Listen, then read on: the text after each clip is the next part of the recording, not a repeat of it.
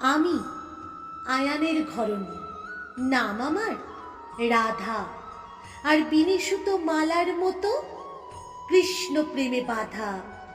হোক না আমার আয়ান বর, কৃষ্ণ আমার ঘর, সেই ঘরেতেই দিবা নিশি কাটায় ৮ প্রহর।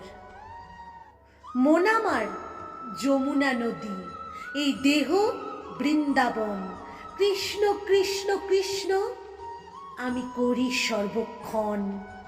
লোক নিন্দা, শাশুড়ির গালি, ননদিনীর খোঁটা শুনতে শুনতে সয়েই গেছে যে যাই বলুক যেটা। যদি স্বামী আমার প্রেম শেখাতো, কৃষ্ণ কি আর রাধার হতো? কুল কলঙ্কের ভয় করব কি আর? বয়ে গেছে এত ভাবতে কলঙ্কিনী রাধার। বেহায়া বাসি শুধুই ডাকে, যতই বলি যাব না। কৃষ্ণ তেষ্টাতে তুমি যতই মরো, তবুও জল আর দেব না। মান ভাঙাতে কৃষ্ণ জানে আমি রেগে গেলে আগুন।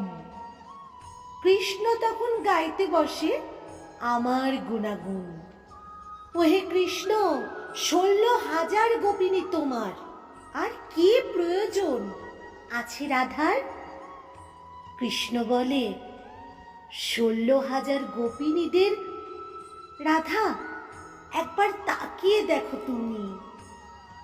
ও মা, যেই না দেখি গোপিনীদের, সবই দেখি আমি, সবই দেখি আমি।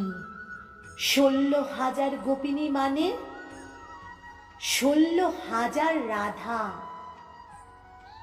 রাধা মানে সুরের ধারা, কৃষ্ণ সাথে বাঁধা, কৃষ্ণ সাথে বাঁধা, কৃষ্ণ সাথে বাঁধা।